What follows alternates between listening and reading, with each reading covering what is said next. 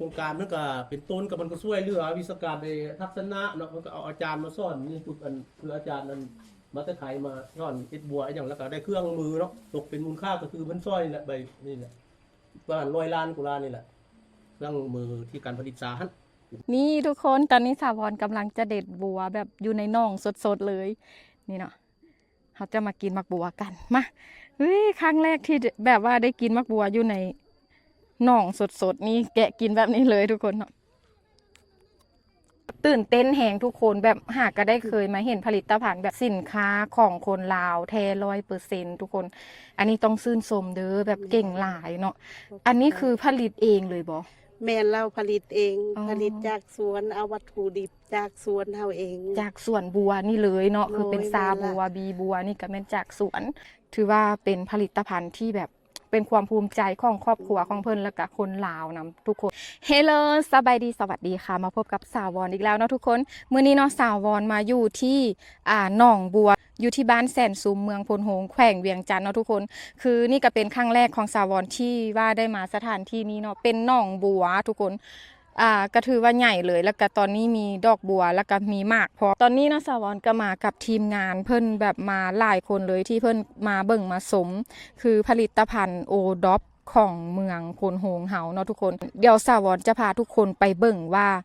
สินค้าโอดอปจากหมักบัวนี่เนาะจะมีอย่างแดเนาะทุกคนไปเบิ่งในคลิปพร้อมๆกันเลยไปกันเลยทุกคน let's go นี่เนาะเฮามากับทีมงานเนาะทุกคนเนาะนี่หนองบัวทุกคน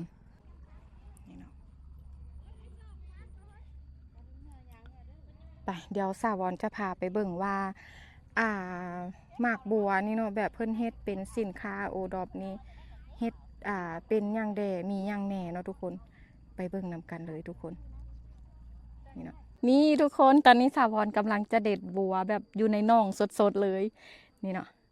เขาจะมากินมักบัวกันมาครั้งแรกที่แบบว่าได้กินมักบัวอยู่ใน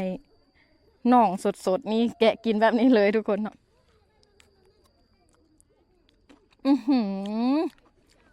แซ่บทุกคน นี่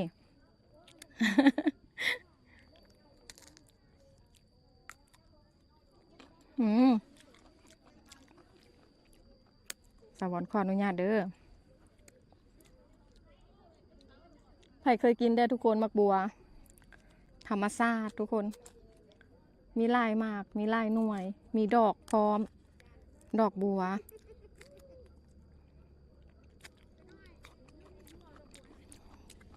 เดี๋ยวสาวรจะขออนุญาตเด็ดดอกบัวเด้อทุกคน เอาดอกบัวพร้อมทุกคนเนาะได้มาแล้วมาทุกคนมาเด็ดดอกบัวนำกันเนาะอยากได้ดอกใดก็เด็ดเอาเนาะทุกคน นั่งถ่ายเนาะอีเจยเนาะทุกคนมาเด็ดดอกบัวอยากได้ดอกใดก็เด็ดเอาเด้อนี่เด้อนี่เนาะนี่สดจากหนองจากต้นเลยทุกคนโหเด็ดเป็นคู่เด้อนี่งามบอทุกคนโอ้โหสดเลยดอกบัวจูมงามแฮงนี่เนาะอยากได้ดอกใดกระเด็ดเอาทุกคนนี่มาเด็ดเอาเด้อ หนองบัวอยู่ที่บ้านแสนสูงเมืองพลโฮงแขวงเวียงจันทน์เนาะทุกคนนี่งามบ่ได้ทั้งหมากบัวได้ทั้งดอกบัวทุกคนคุ้มค่าอีหลีนี่เนาะไปเดี๋ยวเราไปเบิ่งว่าจะมีสินค้าอย่างแดเนาะทุกคนที่เพิ่นผลิตจากหมากบัวหรือว่าหนองบัวนี่เนาะทุกคนเนาะไปเบิ่งนำกันเลยเดี๋ยวสาวรจะไปสัมภาษณ์เจ้าของเนาะทุกคนเจ้าของแบรนด์นั่นเองทุกคนไปกันเลยทุกคน let's go ปลูกปีเดียวละแล้วแล้วก็โตมาและกะฮอนยามนั้นเฮากะไทยขาดเฮาเอ็นดาแสงเกี่ยวเขาหน้าแสงกะไทยขาดแล้วมันก็แตกเบอร์ขึ้นโอ้แปลว่าเขาบ่ได้ปลูกอีกมันมีอยู่นี่แล้วสิวะจังสิวะปลูกปีเดียวละแล้วโอ้ปลูกเทื่อเดียวได้หลายปีเลยวะแมนเขาปลูกมานี่ก็ได้4-5 ปี6 ปีอยู่นี่แล้วแหละเอาเฮ็ดหน้าแสงได้วะเขาเก็บออกแล้วเขาไปเฮ็ดหน้าแสงแมนฮอนย่ามนั้นนั่นเขาก็ขาดแล้วเขาก็บ้านเขาหน้าแสงเซอร์แล้วก็เอ็มดำเขาหน้าแสงก็เลยลายเติมก็เลย5 ต้นผมก็เป็นนาปกติเลย หลังจากเอาเข้าหน้าแสงออกแล้วก็ ปลูกบัวต่อเลยเห็นบ่ แม่นไทยขาดแล้วก็มันหักแตกขึ้น แล้วเฮาก็มี เจ้า แต่บ้านคุณสิบ่าวพา อ๋อ นั่นก็เป็นแขวงเวียงจันทน์เนาะที่ว่าขณะพวกเราได้เลือกเอาแขวงเวียงจันทน์เพราะว่าเป็นแขวงที่ว่ามีชื่อเสียงมีความโด่งดังทางด้านการผลิตนวัตกรรมเนาะแล้วดูอันนั้นนาบัวเฮานี่ก็เป็นอีกหนึ่งบอนที่ว่าพวกเราได้เลือกมาเนาะเพื่อให้ได้น้องในยิงของพวกเราได้มาเบิ่งการผลิตเพื่อเอาไปเป็นบทเรียนหรือว่าไปประกอบในการเรียนการสอนเนาะ และนะอยู่ในหัวหน้าคณะนำพาของพวกเขานี่ก็มีผ่านมาของศาสตราจารย์ปริญญาเอกอัมพูนด่วนสุวรรณเนาะคณะบริหารงานกิจการแพทย์ในยิงลาวประธานสหพันธ์ในยิงสถาบันการเมืองในการปกครองแห่งชาตินอกนั้นก็ยังมีบรรดานักศึกษาปริญญาโทที่ว่าความศึกษาอยู่สถาบันนั้นมีพนักงานผู้อาจารย์มีในป้านาอาวุโสที่ว่าเป็นบำนาญเนาะก็ได้เข้าร่วม รวมทั้งหมดมันมี65คนรามมาทัศนะรวมกันในมื้อนี้เนาะทางพวกเราอยากเสนอให้ทานบุญมีนี่เสนอสภาพโดยย่อเนาะเกี่ยวกับประวัติความเป็นมาเกี่ยวกับนาบัวนาผีนี่เนาะแล้วก็ถึงความขยายตัวของโครงการดังกล่าวเป็นที่ใดให้ได้น้องมีเฮารับทราบเนาะหลังจากที่ว่าทานบุญมีรายงานหมดแล้วเนาะพี่น้องเรามีอันใดที่ว่าอยากแลกเปลี่ยนความคิดคำเห็นน้ำเพิ่นก็เชิญถามเพิ่นโดยตรงเลยเนาะแล้วสั่นขออนุญาตเพิ่นเชิญ แล้วพอเรียนเนาะมันจะตั้งไม่ยิงมาแต่นครหลวงเนาะนะพ่อรายงานบทรายงานย่อแล้วข้าพเจ้าเนาะข้ามีบทสวรรค์แต่ว่าปฏิบัติอยู่บ้านเสร็จสูงเมืองพนมแก้วจันทร์นี้ในระยะผ่านมาครอบครัวข้าพเจ้าก็ได้เฮ็ดนาเป็นอาชีพเนาะกับปลูกฝังเลี้ยงปลาเลี้ยงวัวเลี้ยงนั่นแหละแล้ววันนี้เราคือว่าเข้าเนาะมันบางปีก็น้ำท่วมเลยคือมันนาเขาเป็นนาหนองหวมนั่นแหละแล้วก็คิดว่าบัวหันได้ขายดีเนาะมาเอาบัวจากธรรมชาติหนองขายฮอนขึ้นมาปลูกทั้งทบีกระปลูกประมาณ5 ไร่ปี2019 5 ไร่มาเก็บขายแล้วได้27 ล้านปลายเนี่ย27 ล้านกีบคือว่าได้ดีของเข้าบทนาวนี่อย่างพุทธอันเดียว5 ไร่ทั้งเรื่อยแห้งป่าแล้วก็มาตกมาปี2020เนาะก็มาจ้างรถจุกจ้างอันนั้นมาบุกเบิกเฮ็ดนานี่ตีคูปานคูใหญ่เพื่อระดับน้ำมันอยู่เก่าเด้แล้วก็สามารถสร้างรายได้หลายๆของเขาเนาะว่าชีวิตการเป็นอยู่ครอบครัวก็ดีขึ้นแล้วก็มันมีปลาเนาะมีข้าวแล้วมีงัวนี่บ่ได้ตัดหญ้าเนาะเดี๋ยวนี้งัว16 ตัวปีกายนี่ก็ขาย4 ตัวเนาะมันก็นี่มันเล่มมาเลยมันก็กินบัวนะแล้วสามารถสร้างรายได้ขึ้นเพิ่มขึ้นอีกอย่างนั้นแล้วตกมาปี2021เนาะ22เนาะทางโครงการซาลีเพิ่นได้มาเนาะอุปถัมภ์เนาะช่วยเหลือแบบเป็นกลุ่มตั้งเป็นกลุ่มนาบัวช่วงนั้นมีอยู่15 ครอบครัวเนาะเฟส1นะปี2แล้วตกมาฮอดปีกายนี่แล้วก็โครงการมันก็เบิดเฟส1เนาะแล้ววันนี้ก็ทางโครงการมันก็เป็นต้นกับมันก็ช่วยเหลือวิศวการในทัศนะเนาะมันก็เอาอาจารย์มาสอนนี่ฝึกกันคืออาจารย์นั้นมาแต่ไทยมาสอนเฮ็ดบัวอย่างแล้วก็ได้เครื่องมือเนาะตกเป็นมูลค่าก็คือมันซ้อยนี่แหละใบนี่แหละประมาณ100 ล้านกว่าล้านนี่แหละเครื่องมือที่การผลิตสาหัสเป็นต้นตอเนาะคือตู้อบตู้รีดตู้นั้นแล้วก็มาเดียวนี่มันก็มาขยายกลุ่มที่ว่ากลุ่มมันมาเพิ่มขึ้นอีก5 คนพอดีเป็น20 กว่าคนเป็น2นี่ถือว่าสร้างรายได้คือครอบครัวข้าพเจ้านี่ตะกี้มันไข่นาไข่นั่นก็ไข่ข้าวไข่นั่นก็บ่ได้หลายปีนี้แล้วมาเฮ็ดซาบัวเนาะไข่ซาบัวไข่ปลาไข่งัวไข่ข้าวไข่นั้นแล้วตกเป็นประมาณเนาะปีนึงก็สิอยู่200ไป260 270 กว่าล้านเนาะหลายครับก็ได้ดีถือว่าก็ดีขึ้นได้ไปทัศนะเนาะศึกษาได้เนาะคือไปแข่งจังหวัดซับภาคใต้ไป4 แข่งนั้นคือโครงการมันพาไปเนาะไปทัศนะไปศึกษาอบรมไปแลกเปลี่ยนบทเรียนนำส่วนอันใดแหละส่วนผักส่วนอะโวคาโดส่วนไปภาคใต้แล้วก็ไปเชียงขวางประเทศพักเนาะคือผมเชียงขวางแล้วก็ไป วางแสดงค่ายสินค้านี่คือนครหลวงเวียงจันทน์ก็ไปเนาะตั้งที่กองประชุมใหญ่ของเมืองของแข้งเวียงจันทน์เฮานี่ของนั้นก็ไปเนาะไปวางแสดงค่ายซาแล้วกับผลิตซานี่ก็มีมันต้นตอก็มันซาบัวที่ได้รับทุนนั่นคือว่าได้ผ่านอยเป็นทุนของเอาเองเนาะเฮ็ดบ่มันกุ้มเนาะเพราะว่ากุ้มมันเขาเจ้าเข้ามาอยู่เขาเจ้าบ่ผลิตน้ำเขาเจ้าบ่ทันมันเพราะว่าการเก็บเอ็ดซาบัวนี่มันต้องเก็บแต่ดึกเนาะต้นตะเบนขึ้นพืชที่จะมาให้ซานะมันจะเป็นยาเก็บช่วงที่5 โมง 6 โมง กลางคืน คือใบตอนเช้ากลางคืนก็ได้แม่น ตะเวนขึ้นเนาะ แม่นก่อนตะเวนขึ้นแล้วบ่เอาเพราะว่าพืชอันยาเพราะนั้นมันจะลงไปตะเวนขึ้นลงไปห้ามมันแล้วก็นอกจากนั้นก็มีซาบัวซาแล้วก็ที่มีเท่านี้แหละนั่นน่ะรายงานย่อเนาะมันแบบก็สุดท้ายนี่ก็บ่มีหยังเนาะขอให้อันทีมงานเนาะสุขภาพแข็งแรงเนาะแล้วก็แล้วก็ให้ได้รับผลสำเร็จเนาะต่อหน้าที่เวียกงานที่มาฝึกงานก็ว่าโบจำอันนั้นบ่เด้อเนาะคืออันหัวหน้ากลุ่มนี่ก็ได้กันกินเหล้ากินนั้นใครอยู่นะบ่เอางะน่ะขัดหน้าขัดหลังพอครอบหมู่ครอบใจเนาะคันว่ามีแลกเป็นบุญญาณอันนำกันเนาะคันว่า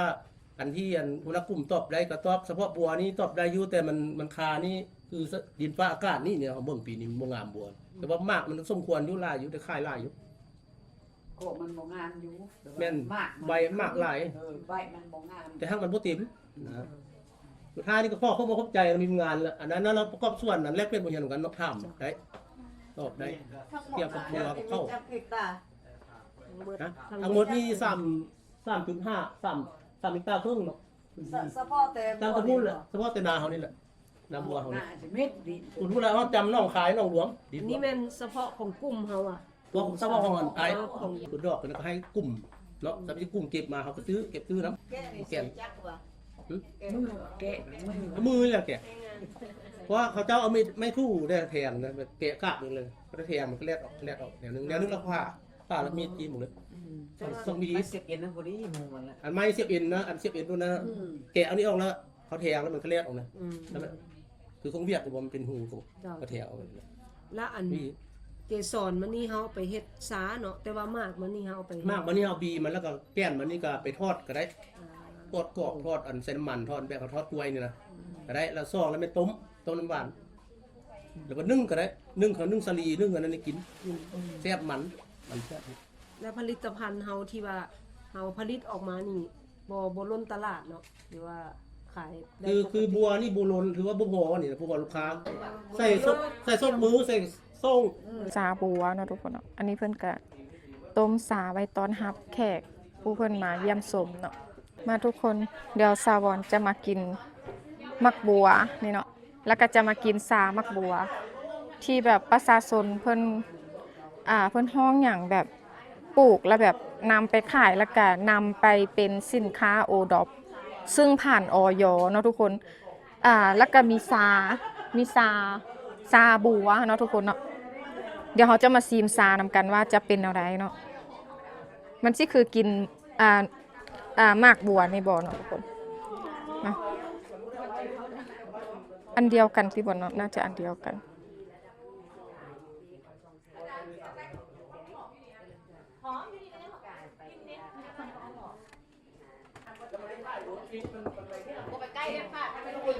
หอมทุกคน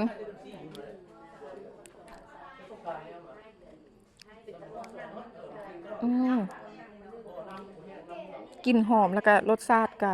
แซ่บทุกคนทุกคนกินฮ้อนๆคักดี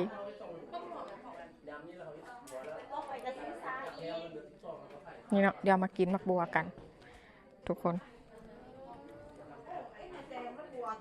ตอนยังน้อยสาวอนก็มากกินเนาะทุกคนมาสิปอกมักบัวให้ทุกคนเบิ่งเด้อสาวอนจะปอกแบบนี้เนาะทุกคนนี่สวรรค์จะปอกแบบนี้นี่เอาออกมาแบบนี้ วิธีปอกหมักบัวเนาะคือแบบสวรรค์ก็ใหญ่มากับหมักบัวนี่แหละเนาะนี่ปอกหมักบัวนี่เนาะทุกคนเขาก็จะแบบได้แบบว่าหมากมันโดยเฉพาะอันนี้ก็เอาทิ่มไปเนาะนี่ก็จะได้แบบนี้ นี่เราก็มาแกะกิน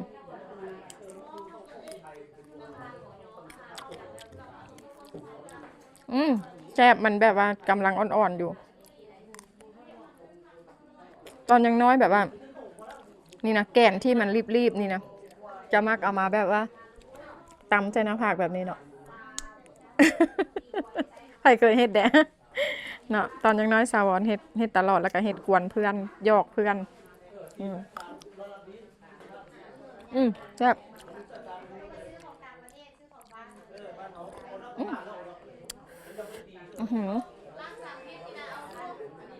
กินฟรีทุกคนมันแซ่บยุเขตบ้านสาวอนเนาะก็แบบว่าประชาชนแถวบ้านนี้เนาะแถวบ้านแสนซุมนี่นะจะไปขายหมักบัวอยู่ที่เขตบ้านสาวอนนะหลายเนาะถ้าแบบว่าหมักบัวก็คือหมักบัวแสนซุมแซ่บนะทุกคนมีซาให้กินแบบนี้ทุกคนนี่เนาะ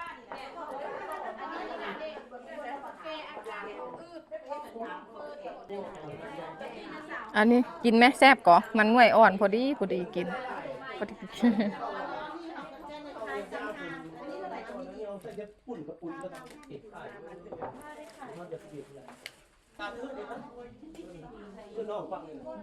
นี่นะทุกคนอันนี้คือซาบัวนะทุกคนใบยั่งยืนมาตรฐานกสิกรรมที่ดีลาวใบยั่งยืนฉบับนี้ออกให้แก่กลุ่มผลิตภัณฑ์บ้านแสนซุมเมืองพนโฮงแขวงเวียงจันทร์ทุกคนนี่เนาะมีใบยั่งยืนพักแม่ด้วยทุกคนเนาะนี่ทุกคนมีซาขี้มิ้นซามากมาละขี้นกแล้วก็ซามักปีมีซาบัวพุทธะนี่เนาะทุกคนเนาะราคาถุงหนึ่ง25,000 กีบหรือว่าประมาณ40 บาทเนาะทุกคน10 โลข้างในอยู่คลิปนึงเราทำมาSCฮอเรามีแต่ว่าเวลาเขาแกะเอาอันนี้ไปขายอันนี้แบบ10 โลอันนี้มันเลยจังเลยคลิปนึง เลยบีบมันน้อยนิดเดียวเลย คันมาพวกSRหันเขาจะบ่แกะ มันแก่แล้วจังแกะได้เนาะเฮ็ดซับนี่คันเป็นหมดแล้วนี่นะพอดีบีตึงนี่อันนี้ก็ได้ละนี่นะเอาไม่ที่ให้ยุทธไทยเขาได้ส่งส่งแล้วเนาะมันคล้ายคืออันนี้คือเพื่อนก่อมาเที่ยวชมเนาะทุกคนมีแต่ผู้สาวเนาะสาวลาวมาเป็นทีมงานนี่เนาะทุกคนอันนี้ก็คือผลิตภัณฑ์ทั้งหมดเนาะของเจ้าของแบรนด์เนาะเดี๋ยวสาวอนจะสัมภาษณ์เจ้าของแบรนด์เนาะว่ามีอีหยังแน่เนาะทุกคนไปพบกับเอื้อยเพิ่นได้เลยทุกคนนี่ทุกคนตอนนี้สาวอนก็ได้มาอยู่กับเจ้าของผลิตภัณฑ์ทางเบิดนี้เนาะทุกคนเดี๋ยวสาวอนจะขออนุญาตมาถามเพิ่นก่อนเนาะว่าที่ไปที่มาเป็นแนวใดเนาะทุกคนก็จะได้มาเหียนฮู้นำเพิ่นนำแล้วก็ได้ถามข้อมูลนำเพิ่นเนาะอันนี้ก็เป็นครั้งแรกที่สาวอนมาที่นี่เนาะทุกคนสบายดีเนาะสบายดีโดยเอื้อยชื่อหยังชื่อสมสมัยบัวสวรรค์โอ้โดยส้มสมัยเป็นคนบ้านนี่เลยบ่บ้านแสนสุขเป็นคนไทยเมืองเพืองโอ้เมืองเฟืองแขวงเวียงจันทน์เนาะทุกคนแต่ว่ามาอยู่น้ำพัวนี่ได้30 ปีแล้วแหละมาอยู่นี่ได้30 ปีแล้วเลยน้องชื่อวอนเนาะหรือว่าสาววอนจังซี่ก็ได้เนาะคือมาครั้งแรกก็แบบตื่นเต้นแฮงทุกคนแบบหากก็ได้เคยมาเห็นผลิตภัณฑ์แบบเพิ่นฮ้องผลิตภัณฑ์โอดอปจังซี่ได้บ่หรือว่ากำลังโอลบกำลังจะเป็นโอดอปตอนนี้มีออยแม่นบ่ออยผ่านแล้วแล้วกันโลโก้หันก็ไปลงทะเบียนแล้วว้าวทุกคนโอ้โหผลิตภัณฑ์นี่มีหลายแฮงมีอย่างแน่นี่นะมันมีซาบัวซาขีมินซามักมาละคีโนแล้วก็บีบัวมีแล้วก็มีซามักปีนำเนาะแมนมีซามักปีนำนี่ทุกคนมีหลายอย่างเนาะทุกคนเนาะมี4 อย่าง5 อย่าง4 อย่างทุกคนนี่เนาะนี่ผลิตภัณฑ์สินค้าของคนลาวแท้100%ทุกคนอันนี้ต้องชื่นชมเด้อแบบเก่งหลายเนาะอันนี้คือผลิตเองเลยบ่ แม่นเราผลิตเอง อ๋อ ผลิตจากสวนเอาวัตถุดิบจากสวนเฮาเอง จากสวนบัวนี่เลยเนาะคือเป็น โอ้ย ซา แม่นละ บัวบีบัวนี่ก็แม่นจากสวน เออ คือมักปีนี่เขาก็ปลูกอยู่ในสวนเฮานี่เลย แม่นแต่ มาละ ว่า เด้ ซื้ออีกมาละหันก็ปลูกอยู่สวนตะกี้ อ๋อ หันปลูกอยู่นี่แต่ว่าย้ายไปพุ่นแล้วก็สวนอยู่ไตพุ่นสินะ โอ้ แล้วก็เก็บวัตถุดิบใบยามผล ขี้มิน แ ก็ปลูกเองอีก โดย โอ้โหเป็นธรรมชาติแบบขี้มิน 100% ซาขี้มินผสมบานไผ่ โอ้โดย อืม คือแต่ละอย่างนี่จะมีแบบสรรพคุณแบบว่าประโยชน์หลายแห่งเนาะทุกคนนี่เนาะสาวรจะเห็นแบบนี้ให้ทุกคนได้อ่านได้เบิ่งเนาะทุกคนเนาะอุ้ยนี่เนาะทุกคน คือมีสรรพคุณหลายนะเนาะมันมีหลายผลิตภัณฑ์แต่ว่าสาวรก็อาจจะแบบอ่านบ่เบิดเนาะทุกคน แต่ว่าถือว่าเป็นผลิตภัณฑ์ที่แบบเป็นความภูมิใจของครอบครัวของเพิ่นและก็คนลาวนํทุกคนเนาะเป็นผลิตภัณฑ์ของคนลาว อันนี้คือแบบผลิตนี่คือเฮามาผลิตอยู่ในเฮือนเฮาเลยว่าหรือว่ามีโรงงานมีหยัง โรงงานก็กำลังจะสร้างตอนนี้ต้องเป็นว่าผลิตอยู่ในเฮือนเฮาก่อน อ๋อแปลว่าเฮือนเฮานี่เป็นโรงงานอยู่ณตอนนี้ แม่ แต่กำลังจะขยายในอนาคตเนาะทุกคนในไวๆนี้เนาะ แม่น โอ้ซื่นสมแล้วก็ดีใจนํเพิ่นเนาะสินค้านี่คือได้ขายดีบ่ ในขายอยู่ อาจจะแบบบางคนอาจจะยังบ่ฮู้เนาะทุกคนกับผลิตภัณฑ์ของเพิ่นเนาะ แล้ว อืม แล้วก็ผู้ที่เขาเคยสมใส่หนนะซื้อไปกินแล้ว ซื้อ ก็สั่ง อืม สั่งเอาไปกิน คนที่ฮู้ก็ฮู้เนาะทุกคน แต่บางคนอาจจะยังบ่ฮู้ถ้าว่าไผที่ว่ามาเบิ่งคลิปนี้ก็อาจจะฮู้กับแบบติดต่อนำเพิ่นได้เนาะที่แบบว่าอยากได้ไปลองกินไปลองไซเนาะคันสมมุติว่าอยากได้นำเอื้อยไปกินหรือว่าไปขายอหย่างแบบนี้นะมีช่องทางติดต่อบ่ มี มีเบอร์โทร มันจะมีเบอร์โทรเบอร์แอป54826547มันจะเป็นเบอร์โทรเบอร์แอปโทร WhatsApp มาไลย อ๋อติดต่อเพิ่นได้เนาะทุกคนถ้าไผ เพจ ที่ ละ ว่า เพจตังเกบัวสวรรค์ อ๋อเป็นภาษาลาวแม่นบ่ โดยแม่นละ โอ้โดยทุกคน ตังเกบัวสวรรค์นี่เนาะทุกคนเนาะสามารถติดต่อนำเพิ่นได้ทุกคน แล้วแบบปีหนึงขออนุญาตถามได้บ่แบบปีหนึงเฉลี่ยได้รายรับหลายปานใดได้เท่าใด เฉพาะค่ายซาบัวมา เจ้า เฉพาะค่ายซาบัวกับปีหนึงก็ประมาณ40 ล้าน โอ้ เพราะว่าเฮาหาก็เริ่มต้นเอ็ดเด้ ยอด เออ 40 ล้านก็ถือ แล้ว ว่า ก็ขายมากบัวขายอันเดิมไปพร้อมผสมประสานไปนำกับ โอ้ ไหลอยู่ ถ้ารวมๆกันนี่ฮอ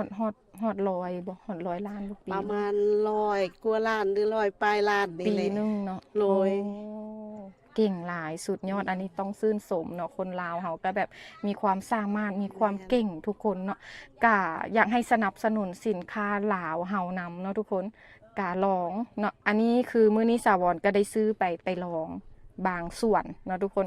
ก็อยู่ใกล้ๆบ้านสาวรเนาะสาวรก็อยู่พลโหงนี่เนาะคือน้องอยู่พลโหง โด โดยแล้วก็มานำทีมงานเพิ่น อืม ก็ได้โอกาสมาเป็นครั้งแรกมาคือกันนี่นะ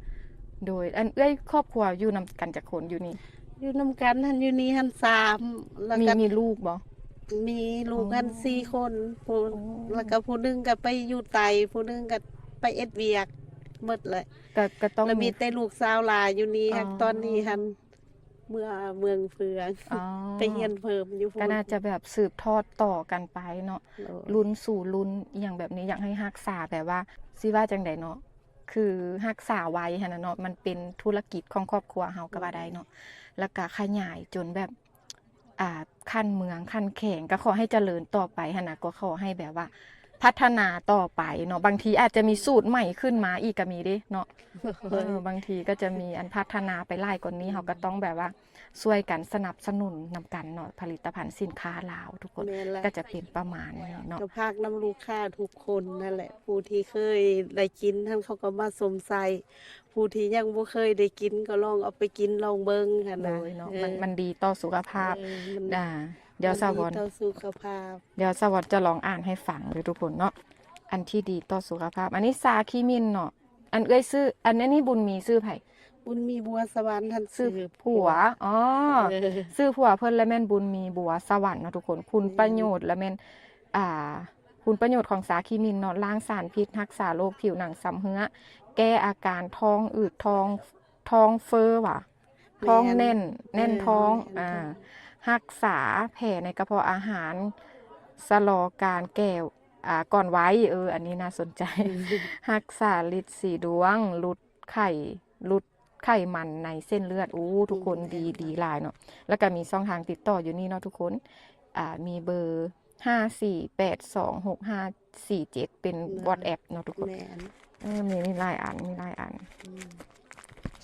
บัวมักปีเนาะมักปีที่แบบเฮาเอามาเฮ็ดใส่ลาบใส่อหย่างแบบนี้เนาะ แม่น ใส่ บักปีกล้วยน้ำแม่ลูกอ่อนบ่ถือพาบ่ โอ้ กินได้ กินได้ บำรุงน้ำนม โดย อันนี้ก็คือซาบัวทุกคนซิกเนเจอร์ของที่นี่เนาะคือซาบัวพุทธะนะทุกคนช่วยลดไขมันบำรุงหัวใจช่วยลดความดันบำรุงสายตาเนาะทุกคนมี24ซองเนาะอยู่ในนี้ แม่ เขาก็เอาซองซานี่ไปใส่น้ำร้อนกินแบบได้เนาะทุกคนสวรรค์ก็ได้ลองแล้วแซ่บหอมดีเนาะทุกคนเนาะ